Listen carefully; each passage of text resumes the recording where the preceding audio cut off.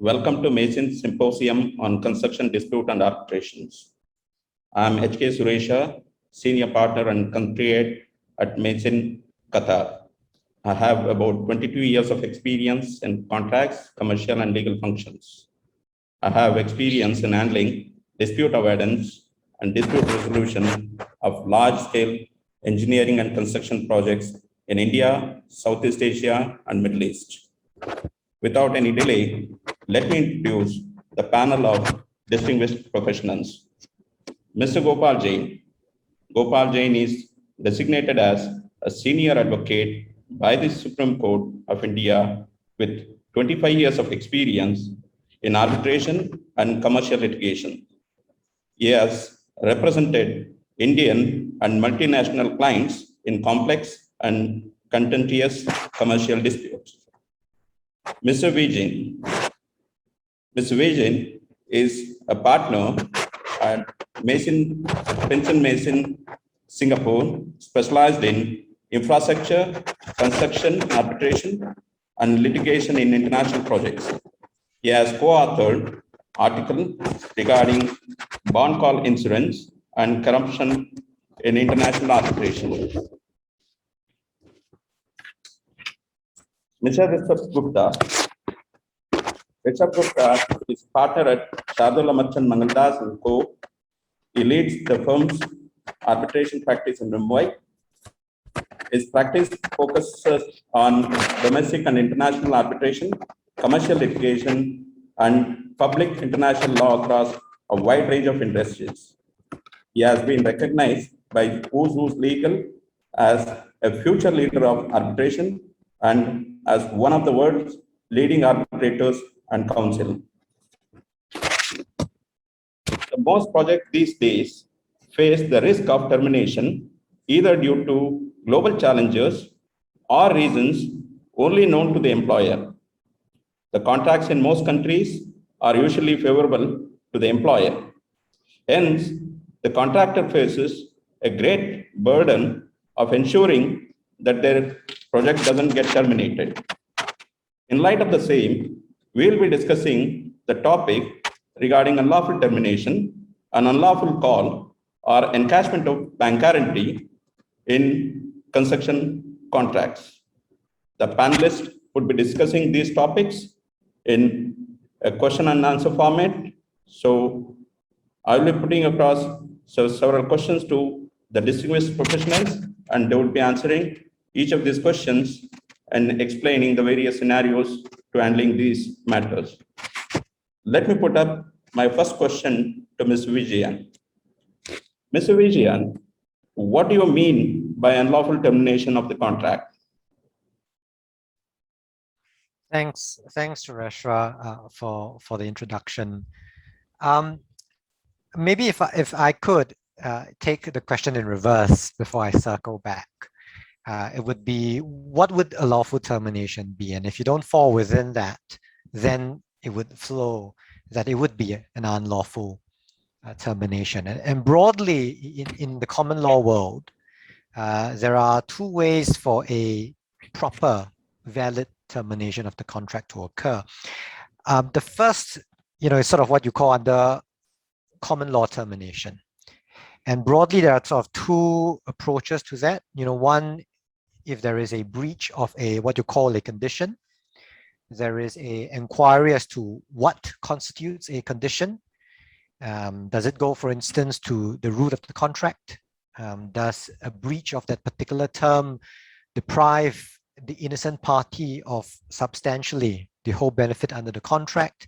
In other words, to ascertain whether there's a breach of the condition, you need to first ascertain the nature and the consequences of the breach of that particular term in question. The second broad category is sort of what you call a renunciation under common law termination. It's when a party unequivocally evinces an intention, by conduct or otherwise, that it doesn't want to perform the contract.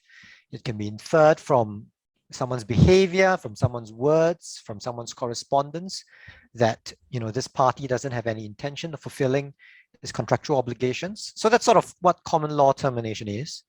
There is the second route, which is contractual a termination. And that's a circumstance where you look at the contract and ascertain whether or not there are express termination clauses which provide for termination in specified circumstances. And this could be for breaches other than for breaches which would allow for common law termination, because not every breach is necessarily a contractual breach permitting termination. And that's something that's important to bear in mind. So if I were to circle back to your question at the start, what do you mean by unlawful termination, Suresha?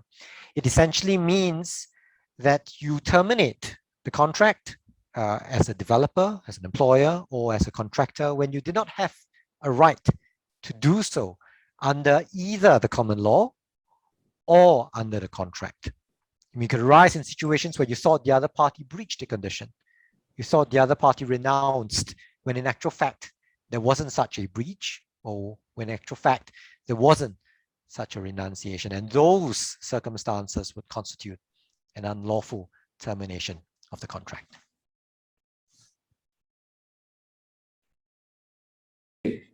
So I would appreciate Mr. Gopal Jain if you can add up on some of the points put out by Mr. Vijay. Thank you very much. I think he's put the landscape very correctly, but from an Indian experience, it's the ground realities which make a lot of difference. So one is the legal route, the other is the contractual route, and three is the arm twisting and the ground reality route. And many occasions in my experience, you decide at a drop of a hat to snip and terminate the contract. You don't actually look at the provision or the consequence. You just decide, I don't want to deal with so-and-so, and I wish to terminate it. So the moment you go beyond the contract and beyond the law is, as he rightly put it, one of the first telltale examples of what you would call wrongful termination. Second, as you said, many of these contracts are what I call take it or leave it. So when a contractor signs it, he has no option but to go by whatever terms are put before him. And there's a fair amount of unequal bargaining power. And this is where, what I said, the ground reality test comes in very often, that people choose to terminate because you want to have somebody else. There may be external factors. India faced that situation. Relationship with China changed. You wanted to give a signal that you don't want to do contracts with Chinese parties as an example. So these are my ground reality tests, which also apply. And third, quite common in India, that you choose to terminate and here and now, I don't like your face, so I want to send you out like a red card in football. So you don't follow the procedure or you bypass that procedure. And fourth, to make it more difficult, sometimes you give no reasons or basis. You simply choose to terminate, which makes it much harder. And linked to this, if I may just jump the gun for a minute, if you have an effective mechanism under arbitration where you have a time-bound result, then before such a decision is taken, you would consider. But because sometimes these things take a much longer trajectory, you create commercial uncertainty for the person who's willing to perform the contract. You know that the remedy will take a long time, and therefore it also gives you an upper hand. So this is something which we need to look at.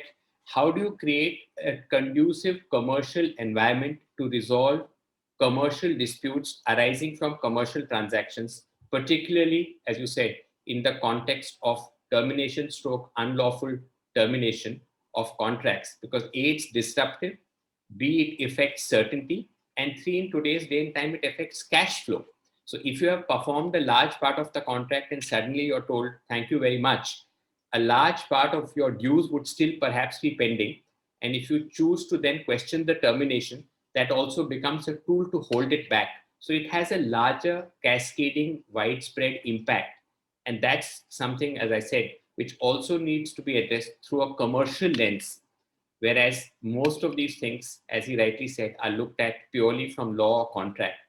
And that's something I think which affects the contractors as a class. But employers equally would argue that when you have a contractor who's been slow, there are delays, there are performance related issues, and sometimes certain other issues going little outside the contract. This is the right way of cutting the cord. So these are usually the two streams of thought that you have in the sector.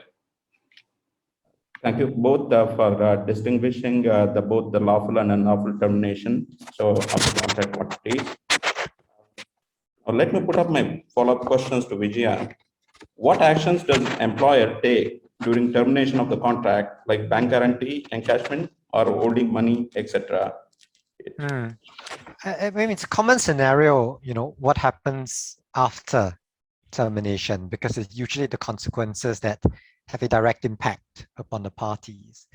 The first you would imagine that always happens is a call on the bank guarantee. I mean, a bank guarantee could take various forms. It could be, a performance bond. It could be a conditional performance bond. It could be on demand, and all that would affect the parties in various ways, because the call on a bond or a guarantee necessarily affects the cash flow of the contractor. And in certain circumstances, when the project is of significant size, I mean, it could almost immediately bankrupt a contractor and cause it to go right under. The second sort of, consequence or action that an employer may take is something you alluded to, Suresha, which is a withholding of various monies. And that usually is, for instance, retention sums, because retention sums is all infrastructure projects. They're usually held by the employer as sort of like a safeguard for defective works, etc. Usually about 5 to 10%, depending on your contractual terms. Usually, if everything had gone smoothly, it would have been released at various milestones. But here, in the event of a termination, for instance, by an employer of a contractor, I think the inevitable argument would be that the employer says the contractor defaulted in some way, which justifies the employer withholding the retention sums. The third sort of broad category of action the employer usually takes is the engagement of a replacement contractor. And for mega projects, that has a significant financial consequence on both the employer and the contractor. And this is usually the most contentious action the employer will take beyond the call on the performance bond, because it entails basically allowing the employer to claim the sum of the replacement contract and place it on the heads of the outgoing terminated contractor. And this could be millions, sometimes billions of dollars. And the argument that the contractor may make is, for instance, the employer may not have mitigated its costs properly. The replacement contractor sums were inflated. I've run that in various arbitrations, and these are arguments that will usually find merit in a court or a tribunal. So these are the sort of three broad types of actions an employer usually takes. One, a call on the bond. Two, the withholding of various monies, including in particular the retention sums. And I think third is the engagement of a replacement contractor to finish out the works which the terminated contractor is now no longer able to fulfill. Okay, thank you. Thank you, Vijay. Mr. Jain, now I would request you to add up, something on the consequences of these actions, so that, so when employer takes an action, so what, so are the related consequences on the contractor, on the whole scenario on the project. So I think the first obvious one relates to guarantees, whether it's performance guarantee or any other form of guarantee. Because when you terminate, you usually attribute some kind of default or non-performance on the part of the other party. And therefore, the logical consequence is you then say, look, I call upon that guarantee because that will have a provision which will say I can do so when I choose to do so, an unequivocal call. And while contract at the time of negotiation prescribe for giving of guarantees, but sometimes in the course of execution of a contract, it becomes like an albatross around your neck or a noose, because it's a very easy thing to do because it's an independent contract. You immediately call upon it, and that puts enormous amount of pressure on the contractor, as Jian has also indicated, because it entails large sums of money. And the second dimension of this, which has not really attracted much focus in India today, is that this directly has a bearing on your credit rating, and you have to put an entire margin money also against the guarantee. So in case it goes, it affects your working capital and financing arrangement. So there's a third dimension to this, which is over and above the contract, which is the financial consequence, as in from a rating point of view, and the ability to raise adequate capital. It becomes a bigger stigma. And therefore, the protective safeguards become important if that invocation or encashment is not warranted and caused for. But the law, as it has evolved in India, broadly gives a large free play because the beneficiary is able to do that without recourse, and it's considered as an independent contract. So there's again a large bargaining power, and it can follow very quickly along with termination. And therefore, I use the word, it has widespread consequences and implications. And the law on bank guarantees has broadly followed a trajectory for many, many years that except for fraud or special equity, broadly the courts don't again intervene. So it again puts a lot more ability on the part of a developer or employer should he choose the path to squeeze somebody's neck. And sometimes all this is nothing but bringing somebody to the table or saying, listen, you better perform, I want to renegotiate. So it's also a leverage from that point of view. So there's a huge amount of risk when you give these guarantees nowadays. And that brings me to one thought which we can all discuss, that there must be now a reason to link the bank guarantee and the main contract, because this without cause, irrevocable is very good and necessary in times. But in practice and use, there's been more mischief. And like I said, courts' reluctance to intervene means it goes. So we really need to have a framework where there's some recourse that somebody has looking to the main contract, that look, did it really warrant that, given, as I said, its implications beyond the contract between A and B. And likewise, at the time of when awards are passed, a new trend had started with the Niti Aayog circular in India that, okay, against an award, 75% can be released on giving a bank guarantee. But all of it doesn't look at the commercial requirement that, look, you have to put out that kind of margin money to even get that money. So there has to be a commercial objective. If that commercial objective is met, then I think you should not really take draconian action of the kind which we are seeing. And that's become a hallmark of our system, to go for guarantees and knowing that the reluctance of the courts to intervene or very limited interventions for a limited period of time. And then you go through the rigmarole of arbitration if you are to get it back. So all of it leads, the first two issues which you raised directly touches what I call commerciality and viability of projects. And this is something which has to be seen from a wider lens. If we truly want to give the ease of business in the sector, then these issues have to be addressed with some course correction, not leaving it to the ultimate end, because by which time the consequences can be huge financially and its repercussions can go beyond this. So if you apply it for a tender in some other case, they can blacklist you to say, oh, your bank guarantee was invoked there, even if your matter is pending. So these are examples of, as I said, going beyond the contract and its implications, and that needs to be considered more holistically than as a retaliatory measure. Okay, thank you, Gopal Jain. I would request Rishabh Gupta to explain the scenario. So in case of unlawful termination, if the bank guarantees are encashed, how can a contractor or contractors recover its losses and damages suffered due to bank guarantees encashment? Right. Thanks, Suresha. I think I'll just start where Mr. Jain left, which is that, he talked about how perhaps there should be a connection between the guarantee and the underlying contract. And that, of course, that thought comes from what is otherwise understood to be a very common ground in almost every body of law, that the guarantee itself is an autonomous contract, which is independent of the underlying contract. Now, an equally well understood concept there is that the underlying contract is then subject to an implied term that should there be an encashment of bank guarantee or any kind of guarantee, then an accounting has to be done for it, depending upon the outcome of the underlying dispute.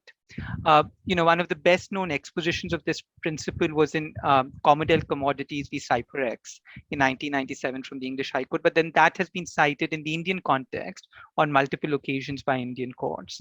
So in practice, effectively what would happen is that should there be an encashment of bank guarantee, and ultimately it is found that the termination was unlawful, the encashment or the call on the bond was wrongful, then there would have to be an accounting for that.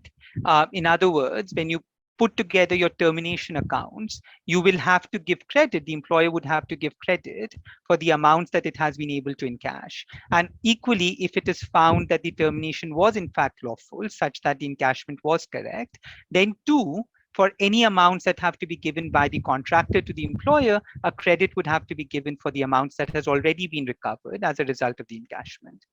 So broadly speaking, that's the approach that you would follow. Thank you, Rishabh Gupta. I would like to ask Mr. Gopal Jain, today in construction industry, the contractors are worried going to arbitration due to possible encashment of bank guarantees by the employer. So what is your recommendation to such contractors? Well, on a lighter note, don't give the bank guarantee in the first instance, because then you're vulnerable. And going to arbitration is your legitimate legal remedy or redress, which is agreed in a contract. So there's an arbitration agreement. So that's what I call the legal route. But the reality is you fear. Let's take another example. People wait for the end of the project, get the completion certificate, settle your accounts, and then go to dispute, because you feel if you go before, when the dispute really comes, then I could face all such hostile, coercive, or retaliatory action. So the two are actually meant to operate separately, but it is an obstacle. Therefore, I am of a firm belief that before this issue boils up, you really have to have an effective mechanism or a platform where you need to resolve this issue, or you need to, as I said, in the nick of time, go to a court and get some kind of a protective order. If you allow it to escalate and boil, then the consequence comes. But the commercial reality is the project team and the contract team and the legal team will have different views on it. So there's a relationship aspect, there's a project execution and the bigger picture aspect, and there's a legal aspect. So it's a very, very thin, tight rope to walk. But I'm a firm belief that when you have a pimple, deal with it. Don't let it become into a boil or an abscess. As the water rises, it's more difficult, and the action is more. So these things have to be dealt with in time. And B, I think the paperwork has to be very well done, and people must actually use the contract and what it provides and put it down. But again, there's a hesitancy, like we use the word vaccine hesitancy, or we don't want to address the employer or developer because then all this will happen. So this is really a mindset issue and a conduct issue, and it's difficult to strike a balance, but these are some of the mitigating measures that can be taken. But one has to be, as I always say, you have to be prepared for a fight. So if you want to ascertain your rights, including recourse to arbitration, then you have to be ready to do that. But sometimes you make that subordinate, as I said, to the larger play, more projects, the cherries which are sort of hanging, or the relationship team will say, look, I will not be able to sit with the employer team, will not be able to have a reconciliation of account or, certification of work done. So these are the, again, practical realities versus legal remedies. One has to pick a route and then stay the course on it. But there's no one silver bullet short answer to it, in my view. Yeah. So you put up a point. Thank you, Gopal Jain. You put up a point in regards to well documentation. So you mean to say, like, so these are like the such well documentation in terms of factual records and keeping the correspondence intact, and to the persuasion and so the notices and other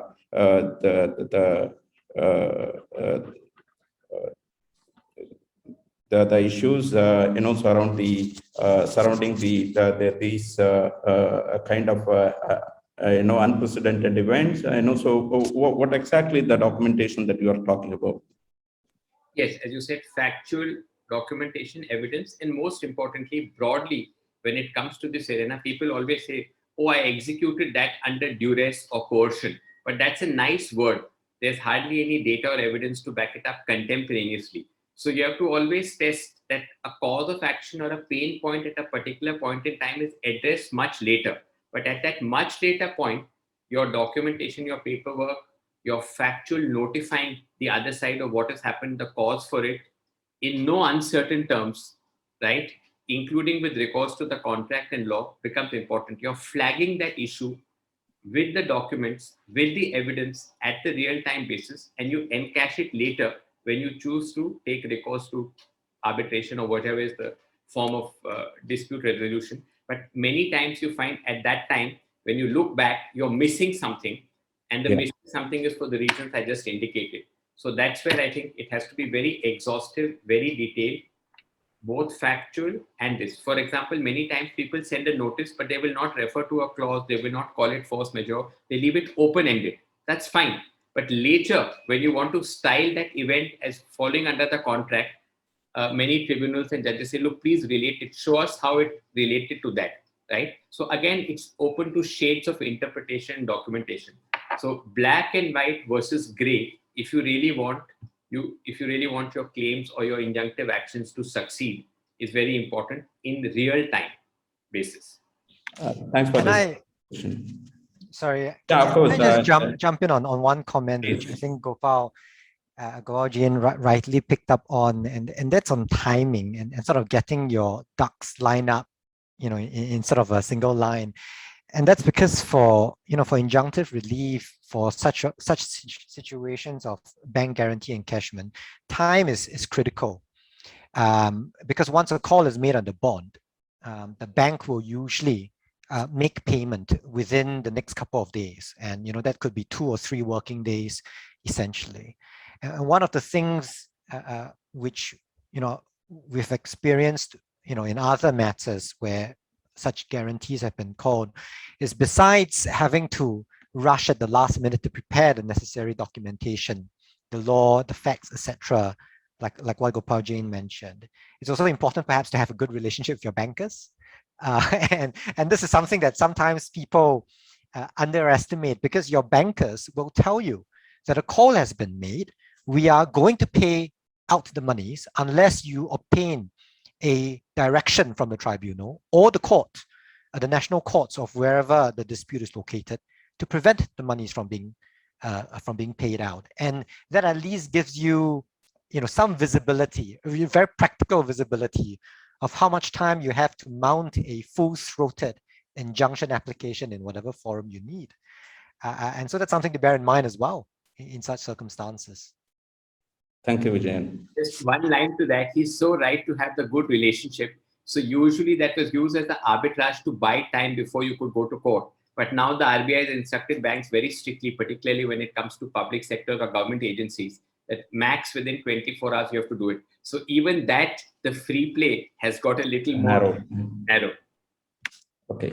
Thank you, Vijayan and Gopal Jain. Now, my next question to Mr. Gupta: do you see emergency arbitration as one of possible route to get a stay on encashment of bank guarantee? Thanks, Suresha. Look, I think the answer is probably yes, but let's just quickly understand what emergency arbitration is, because I think there's substantial confusion around that very often. And in this industry, in particular, construction industry, emergency arbitration is even less used as compared to some of the other industries. So 4 things which I feel, before even talking about emergency arbitration and its use for construction industry, we should understand what is emergency arbitration. When is it available? Because that's very important. Very often clients say, should we try emergency arbitration, without realizing that it may not even be available. So that's the second question you got to ask yourself. Third is, what advantage do you actually get out of it compared to your usual route of going to the courts? And fourth, which perhaps is most significant and also perhaps the most complicated to answer, is its enforcement. So let's take it one by one, and then we'll be able to sort of answer your question more easily. What is emergency arbitration? For those who don't know, obviously it's a mechanism which is available under institutional arbitration rules to obtain urgent interim relief prior to the constitution of an arbitration tribunal. So for the Indian audience, it's effectively the replacement for a Section 9 order from a high court in the context of an arbitration, or for an English audience, it's Section 44 of the English Arbitration Act. Now, second question that I posed, when is it available? Now, that's really important.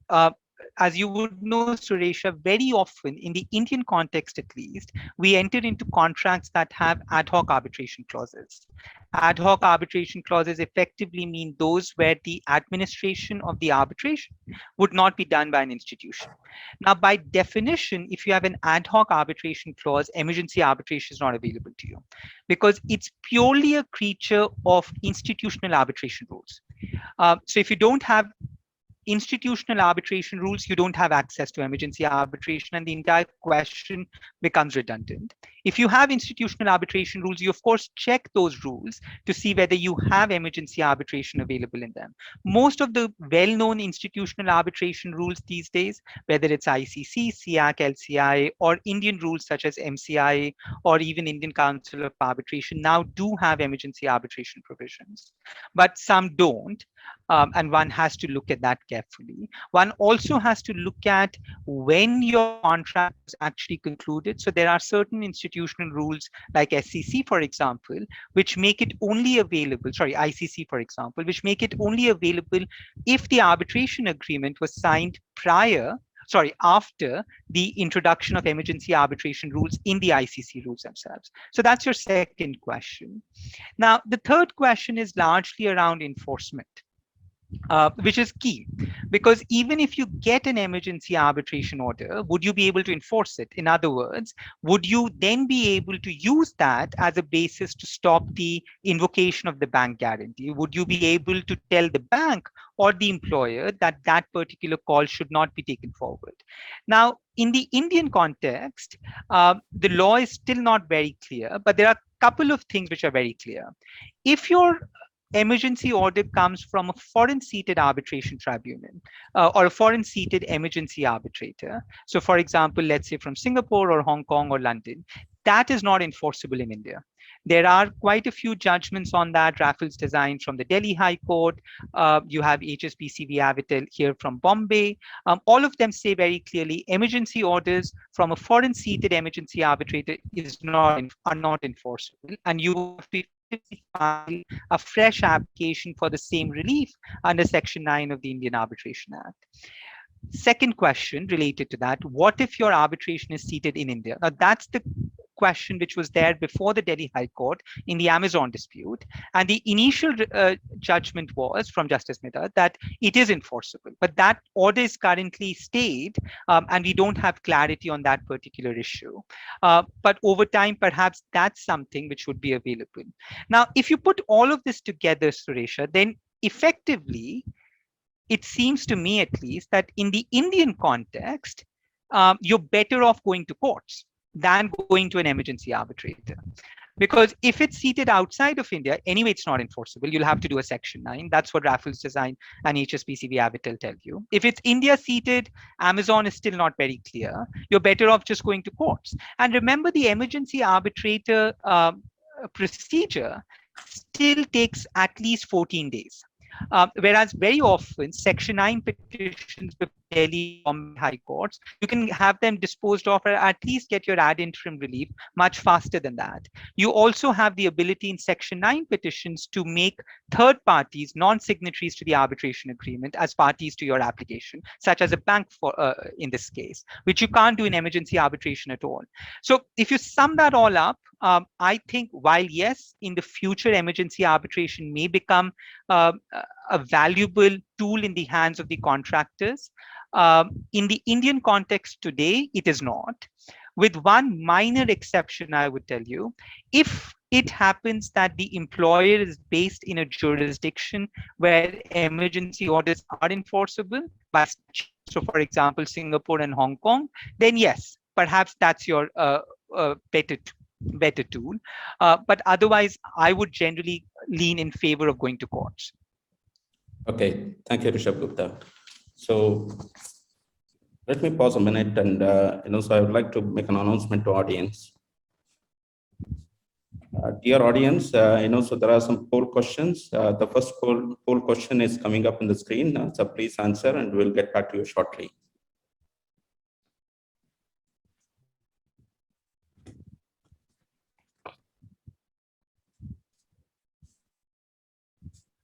Yeah, so as I understand, emergency arbitration is or may not be handful, and it applies on a case-to-case basis. Under the circumstances, I would like to ask Mr. Gopal Jain, under what circumstances are the court in India granting the stay or injunction on bank guarantee encashment? Well, let's look at it two ways. Firstly, exactly as Rishabh says, there's an ad interim stage. So I find usually when you go to court at the ad interim stage and you say, look, my bank guarantee may be invoked this evening or tomorrow, courts may say, all right, status quo till I hear you and the other side. So the chance on a balance of probability, getting an ad interim protection for a limited period of time perhaps is more. Two, when it comes to a full-fledged argument or a debate, then as I had indicated earlier, the twin tests of both whether there's a fraud or an irretrievable injury or some special equity comes in as the exception. Otherwise, being an independent contract by itself, they'll usually see the clause, and the most clauses are, this is an irrevocable bank guarantee, I can call upon it. Then it becomes very difficult to give it. However, there's a third component in India. We are also having what I call courts of equity and injustice. So sometimes you will stretch it and allow this to come in, though it doesn't strictly fall in the four corners of the bank guarantee law. But yes, it does impact the judge if you're able to show a larger commercial injustice or an inequity. But all of it, according to me, is rather short-lived, because then when you go into contest, a full-fledged context, then the clause and the law comes in, which broadly is supportive of bank guarantee as an independent instrument. And if you call upon it and the calling is in accordance with the terms of that bank guarantee, then usually the courts don't interdict it.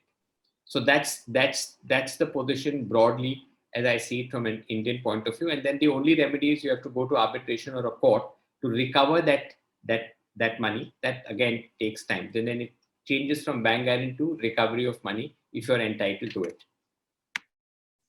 Thanks, Gopal Jain. And Suresha, if I could just jump in here very briefly, if you don't mind. On the special equities and irretrievable injury, I often feel that there's a lot of, and unfortunately, I think to some extent our jurisprudence is to be blamed as well. There's a lot of confusion that perhaps that can be stretched to an extent where you can try and injunct almost anything. And I often say this to clients, and I think it's useful to keep in mind that the origin of that concept of irretrievable injury or special equities lies in a case which the Massachusetts District Court had decided back in the 70s. And when it was first referred to in the Indian context, that's the case which was relied upon. And that was a case where there was a contract between an American company and an Iranian company just around the time when the invocation of bank guarantee was going to happen. Hostilities had come up between the two nations, as a result of which it was impossible for Americans to travel to Iran and vice versa. The court took into account the fact that even if one were able to go to arbitration or to underlying court proceedings, get an arbitration award or a decree, that would never be enforceable in Iran because of the special circumstances that existed at that point of time. So the entire concept arose in a very, very limited situation. And there's a very good judgment of the Bombay High Court from last year, Transray Lighting, the public electricity company of Yemen, which goes into exactly that. But the point that I'm trying to make is that often one tends to think that the moment you hear the word irretrievable injury, everyone thinks their injury is irretrievable. Every contractor thinks like that, but it's not. It's a very, very limited ground, which arose in a very, very special situation.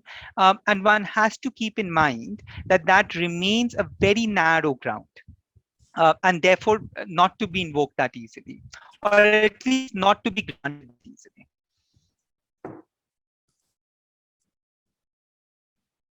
You're right. Invoke easily, but injunction rarely. Yes. No one can stop you from invoking the ground. understand. Vijayan, so what are your views, so on a stay or, so injunction of the bond from a common law approach? because we have many audience also abroad. So they would like to hear from you. Thanks, Suresha. I'm just going to pick up on something that Rishabh mentioned, which is that, this concept of special equity is actually a lot narrower than what it sounds like. It's not some broad doctrine which allows contractors to sort of fit everything underneath it. And in the common law, the grounds of resisting, a call on the bond are equally narrow as well. I mean, in England, generally there are only two grounds. One is on the exception of fraud. So if you fraudulently call on the bond, knowing very well that there hasn't been a breach of the contractor's obligations under the contract, and you are deliberately doing it to sink the contractor, perhaps because you wanted a replacement contractor of a lower cost price, then arguably you would make out the ground of fraud. In England as well, there is what you call a Simon Carves an exception, which is when a call on the bond must be made in line and consistent with the terms of the underlying contract. And if you don't, for instance, if the underlying contract prescribes certain conditions before the call has been made, can be made, and you do not adhere to those conditions, then that technically fulfills the Simon Carves exception in England as well. So the common law world, on the kind of grounds to argue against a call are fairly limited as well. This concept of the special equities that Rishabh and Gopal Jain both mentioned is in some ways similar. I wouldn't say the same, but similar to the doctrine of unconscionability, at least in Singapore, which is a separate ground for resisting a bond call that is not present in England. And unconscionability is usually a circumstance where there are elements of unfairness, sort of abuse, dishonesty, but not necessarily being elevated to the threshold of fraud. And that usually is sort of like a catch-all which contractors inevitably try to invoke because it's a easier bar to cross than establishing fraud on the call on the bond. So in that case, I think the common law world is remarkably similar. I mean, there are different strands and nuances of analysis, but I think the broad approach is it is not going to be easy to resist a bond call, and the courts or a tribunal will only do so in very exceptional circumstances altogether.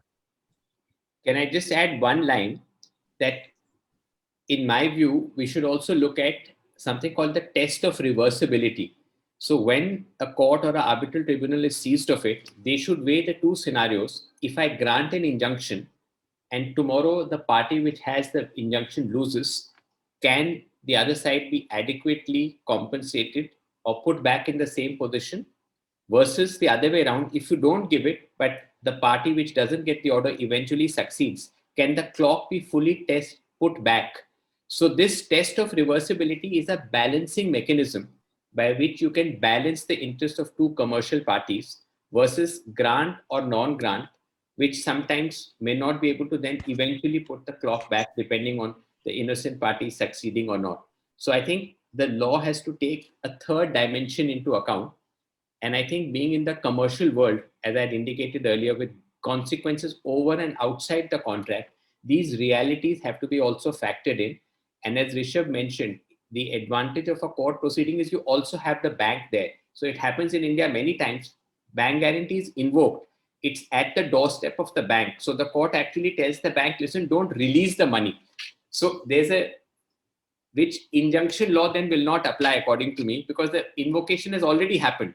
Then it's in the hand of the bank. Then what is the test that you will apply? Because then it's only a release that you're prohibiting. So I think this arena can be explored more and more. And I think post-COVID, there will be so many situations now where owners, etc., will rush to get bank guarantees done. Obviously, there would have been delays, projects would have got slowed down. So I think thinking of newer tests which meet the exigencies and the ground realities also becomes important, rather than just sticking with what we've done. And again, I find the word special equities, it's a nice sounding word, but how would you apply it? Nobody knows. So there's some element of discretion. I can call a particular scenario, oh, there is a special equity here. Somebody can say it's not a special equity. So let's have more defined criteria and also some linkage, as Jian said, with the underlying contract will bring more commercial certainty and stability into the transaction. So these are things I think which, given situations, should get will get tested as well. Okay, thanks for this, Gopal Jain. My next question to Mr. Vijayan. What have been the arbitrational tribunal approach to the cases of unlawful termination and subsequent encashment of bank guarantees? I would say that the tribunal is not going to view it in a different way from any other national court. And essentially what a tribunal will do is they will simply apply the law of the contract, which would obviously govern the substantive rights of the parties if they want to establish whether unlawful termination is indeed made out. I guess procedurally, a tribunal may first wish to hear whether or not the bank guarantee can be encashed or it can be stopped first. And that could be, in the form of a bifurcated hearing. It may, entail issuance of a declarative or injunctive relief until the substantive merits is resolved in the second tranche of the arbitration. So there might be a bit of a staggering, a bifurcating of the procedure. And then the second tranche, the tribunal will probably deal with the substantive merits of the termination itself. So nothing dramatically different from how a court would treat it. Substantively wise, I don't think there's any difference as well. What I would say is this, disputes regarding termination are often higher profile and usually of a certain sensitivity, because if you're talking about governmental projects of a political, financial sensitivity, they usually splash, in the headlines. And so a tribunal, I would imagine, would be quite keen to test the evidence in a very robust manner. And 3 years ago, the Singapore Office of Pins and Masons was involved in a highly technical case of wrongful termination, unlawful termination, involved bond calls, etc. as well. And there were almost 40 factual witnesses. There were 11 experts. And what I just wanted to highlight is that, expert evidence will also be considered by a tribunal in a wrongful termination case, because whether or not a contractor is, for instance, delayed irreparably such that he's unable to meet a contractual deadline requires a critical path analysis. It requires a technical expert to ascertain whether or not prospectively, if that's the kind of delay analysis undertaken, whether or not the project could have in fact been completed based on a very projected basis. And that evidence will also similarly be heard and considered by a tribunal. So, it's important to bear in mind that, a wrongful termination case may not just deal with factual evidence itself, especially for construction projects. The element of delay is critical in assessing whether or not a termination is justified.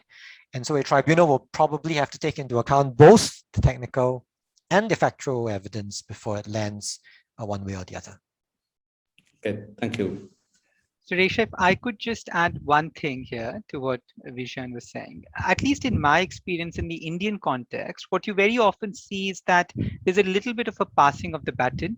As Mr. Jain said, the probability of you getting a status quo order in ad interim stage for a few days or so is quite high. That probability goes down in an inter partes hearing in section 9, but still stays, because at times courts say, okay, fine, let me convert this into a section 17, go before a tribunal. But the moment you're before any decision maker who has the time, the willingness, and the need to test whatever evidence you could put forward for injunction of the call invocation or the bond invocation, that's where you often end up losing.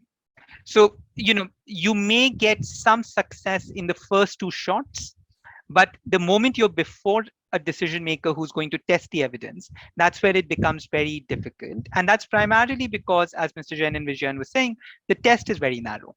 So you're starting at a very sort of, you're starting on a weak footing in any event. But I just thought I'd mention that point. Yeah. Okay. Rishabh Gupta, so I would ask another question to you. So what should a contractor legally do to protect its bank guarantee from being encashed? That's a hard one. Especially given the backdrop of all that Patent we've been answer, discussing. right? You should patent your answer. This is the $1 billion answer you're going to Yeah, well, unfortunately, I have no good answer to give, so no one would pay any royalty on this. But see, in my view, broadly speaking, you could divide it into three categories of what you could potentially do. First is you start with the documentation itself, right? So you look at both the underlying contract and you look at the bank guarantee. As far as the guarantee is concerned, if you can make it conditional, great. You may never have that bargaining power. If you can't make it conditional, there, of course, on a spectrum where unconditional on demand is one end and conditional is on the other end, there are things in the middle, right? Certification from the engineer, certification from the architect. So if you could get those kinds of things put, obviously that puts you in a better footing as a contractor. Presentation of documents, that's another thing which if you could get added to your bank guarantee, because it just makes it that much more likely that perhaps there is some deficiency in your invocation. Time period, that you have to do it within a certain period of default. That again raises the possibility that perhaps you've missed the deadline as an employer. Similarly, look at your contract. If there's a condition precedent there, which is necessary to be met before invocation, that could provide you with some fertile ground to injunct the invocation. So that's on the documentation side. I'm sure we can think of more things. The second thing, which is a purely sort of stopgap arrangement, is the contractor renewing the bank guarantee as opposed to letting it get invoked. And that's seen very often as a practical solution. It's also a solution which courts like. So very often, if you could stand up before the courts and said that, look, I did offer that I could renew it, the court would often say to the employer, then what was the need to invoke it? Because you were protected. Equally, if you don't offer it, the courts might offer that as a solution. Now, that again, I've noticed can become a fairly fertile ground in the underlying arbitration, because very often what employers do is arm twisting on that. Now, there's no basis, for example, to have, in most cases, to have your bank guarantee renewed beyond the defect liability period. But some employers try that. Now, if you have correspondence over that, that is something which could be quite helpful in any of the underlying disputes to show the coercion you were under. So that's the second ground that, or the second technique that is worth thinking about. And then the third, Suresha, you're in the arms of the lions, right? You're where invocation has happened or is about to happen, and you're now thinking of how to injunct it effectively. And that's where all those things that we're talking about, you either go before courts or you go before emergency arbitrators. All the grounds that you're thinking about, you're in England and fraud might be your only ground. You're in Singapore, you have unconscionability as well. In India, along with fraud, you have this irretrievable injury, special equities. You then try and build a story, right? You build a story as well as you can. You bring the documentation as well as you can. You hope there is contemporaneous evidence and you build it. And you take a chance. But really, I think those are the broad three categories that I would think about. Okay, thank you, Rishabh Gupta. My last question to Mr. Gopal Jain. Can I just add one line to what I entirely agree with Rishabh? One of the things I've always thought about is, like you have a provision in a contract of giving a bank guarantee, you should equally have a corollary of it should be returned and the conditions in which it should be returned. And in case the other side retains it for longer, which, as he said rightly, they do for arm twisting or other purposes, then that cost also must be borne. So you should have a reciprocal obligation how to trigger the return. Then it becomes a contractual right. You can go and tell a court, listen, far from invoking, the time has come to return. Classic example, you give a bank guarantee for the construction period. They don't return it. You start in the performance period. They have the instrument handy with them. They call upon it. You go to court, court finds a halfway house, or you continue the bank guarantee. So actually you're entitled to return, but per force you have to extend it, and it comes at a cost.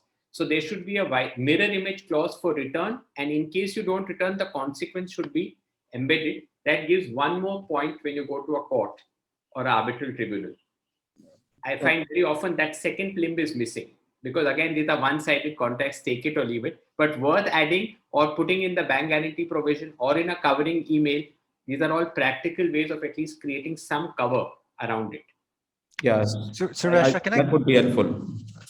Sorry, Suresh, I was going to say I wanted to add one point further to what Rishabh's comment was, because it's quite a thought provocative a slew of potential outlets for a contractor to mitigate a bond call. In international infrastructure disputes, it sometimes could be quite important to look at where the guarantee issuing bank is seated, because that may give you an option of pursuing the injunction in a different forum, in a different jurisdiction, and a national court with a different jurisdiction may apply different laws, and so therefore they may very well be additional defenses a party may avail itself of. Sort of what Rishabh alluded to, if it's in England, this is the test. In Singapore, this is the test. In Australia, this may be the test. And so there might be some tactical considerations in play, which a party may wish to discuss with counsel as to how to deploy them effectively. Thank you. Mr. Jain, I would appreciate if you can, put up your views. Are the liquidated damages applicable in the case of unlawful termination? Well, Indian law is fairly clear now that even if there's a provision or a stipulation, you have to establish some kind of actual injury and loss apart from breach. But that, as I said, again, is the level of the law. It's very common, like with bank guarantee, to say, oh, there's delay, here's LD, already recover it from contractual payments which are being made, and say, look, it is stipulated in the contract and here it goes. So this is again a big pain point as I see it. So the law in India, Kailashnath and others try to bring some certainty and certain discipline into it. But in its practice, it's exactly like the bank guarantee, easy handle to do. And the biggest pain point is when you already adjust and recover your LD. And one case which I did, which actually horrified me, I was for the first time actually for an owner. And they not only put LD and they recovered it, they put penalty and interest on LD. And it was, exactly the word unconscionable came to my mind. I had to defend it. And the tribunal was fuming because LD, interest and penalty on the LD, and all of it adjusted. So this is where I think that whole balancing test has to come in, that the law is one, but the practical and good commercially minded tribunals, the last point that Rishabh was mentioning, you have to be in safe hands. I think we need some good jurisprudence or principles to be established on this. Otherwise, as I said, there's this huge gap and all of it affects the innocent party in commercial terms, in financial terms, in economic terms.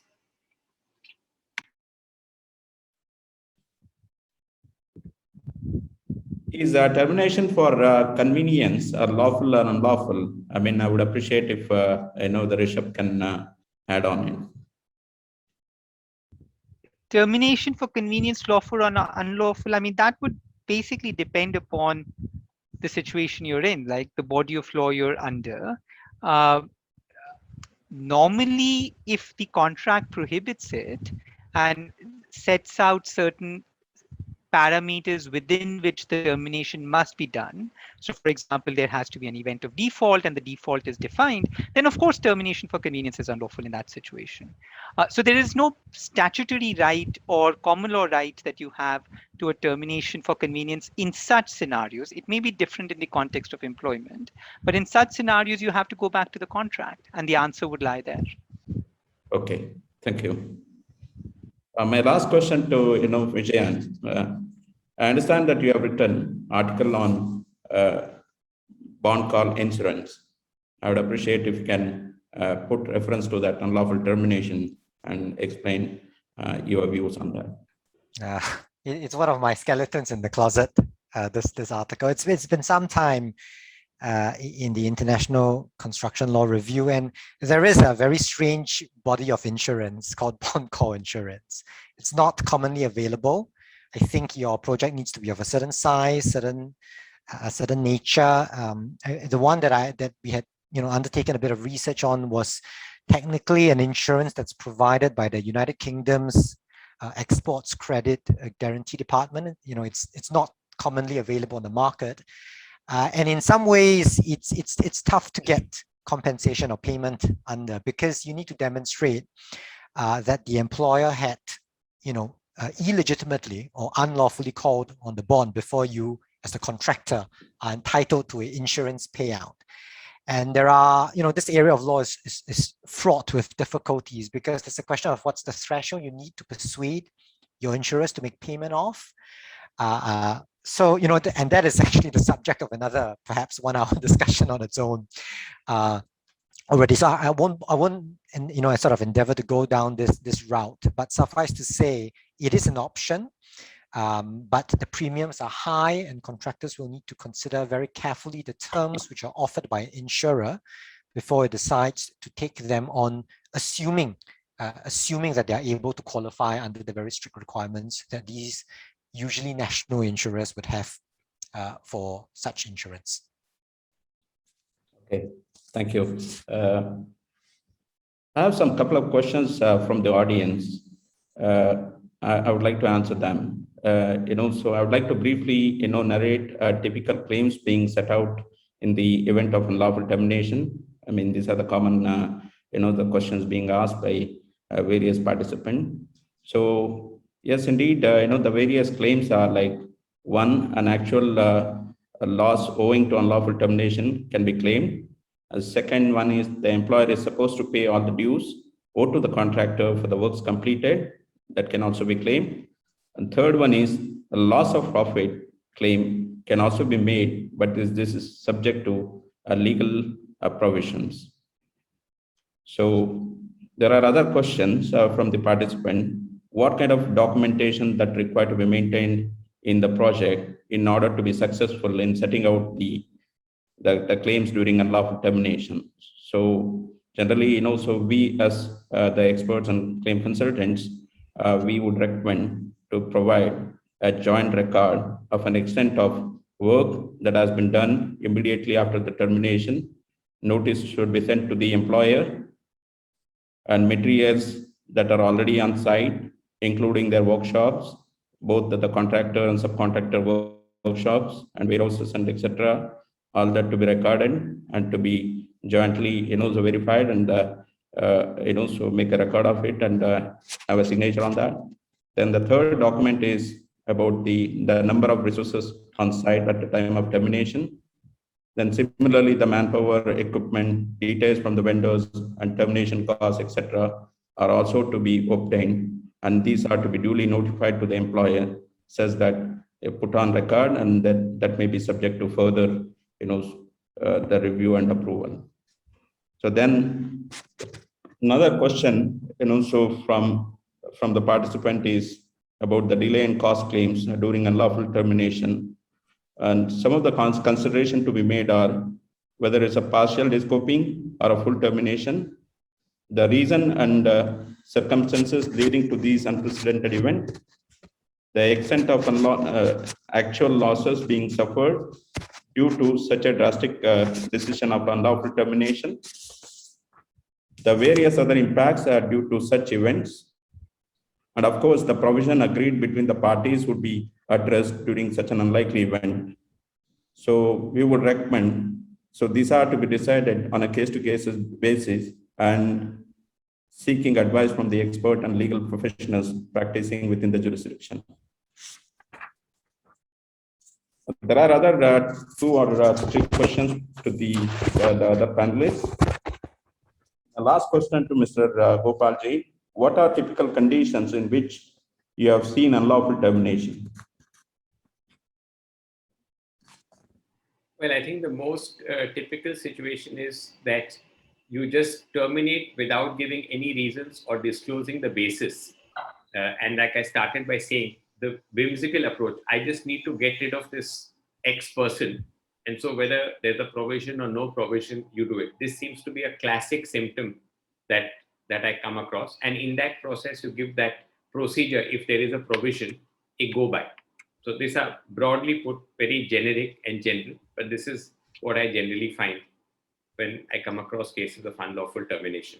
And second, when sometimes you already have a ready third party on whom you believe you have trust, that's another quick reason why you just decide, let me just eject this contractor and make sure the other person comes on the project site post haste. So you have somebody there in mind readily who may have missed the bus earlier or otherwise, and then you just want to get him. So you trigger some kind of a termination, even though it doesn't emanate strictly from the four corners of the contract.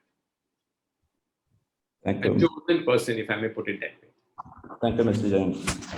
So before I ask another question, I would request all the participants and attendees, please, there is a second question coming on the poll. I would request you to answer the questions, and we would appropriately, so put up our answers and revert back in due course.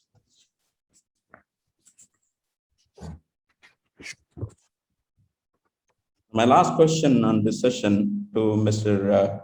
Rishabh Gupta: what steps must a contractor take, or what conduct must it follow after termination to aid its case in arbitration?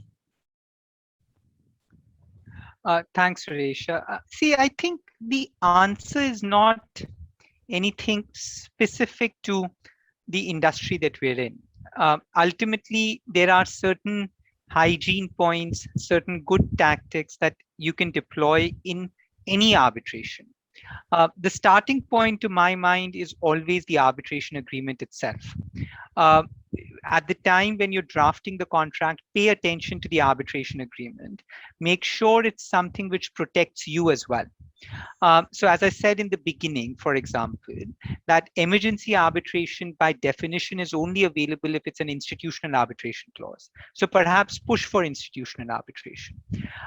Another reason why institutional arbitration helps contractors, generally speaking, is because it gives you greater certainty on the expense of the arbitration. It gives you greater certainty in terms of the length of the arbitration. And perhaps most importantly, in the Indian context, the appointment of the tribunal is much faster because you don't have to make Section 11 applications to high courts or wherever else it might be for appointment of the tribunal. So that would be my starting point. Look at the contract, make sure the arbitration agreement suits your preferences, suits your circumstances. Once the dispute has arisen, of course, the general points are very important. Make sure your arbitrator is someone who understands your dispute, who understands this industry. There's a tendency amongst us as Indian practitioners, at least, that we don't really apply ourselves when we are appointing our arbitrators. And we very often go to the same players, the same former judges, for example, irrespective of what the dispute might be. So today it's a dispute over a joint venture having gone bad. The joint venture sells beverages. And tomorrow it's a dispute over a construction contract, which is far more technical and requires better understanding of not just the industry, but a better appreciation of facts and expert evidence. So choose your arbitration well. That would be my second point.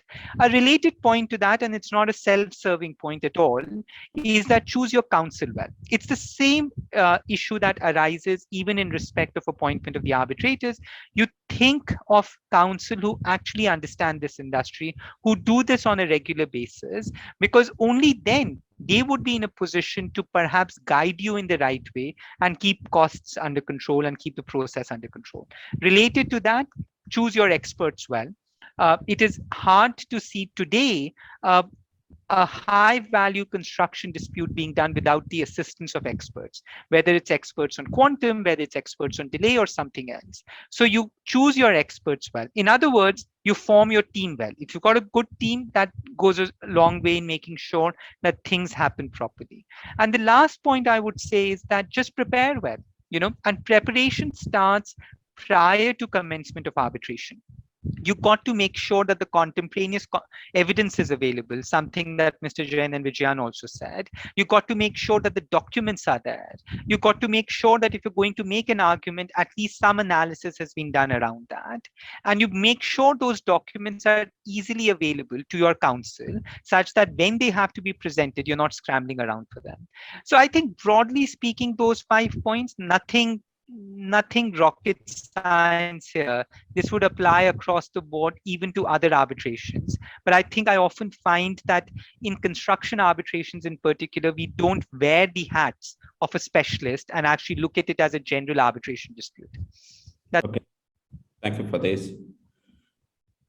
I would like to end this session. On behalf of Mason, I would like to express my sincere thanks to Mr. Gopal Jain, Mr. Gupta, and Mr. Jian for taking time to attend this session and put up your views.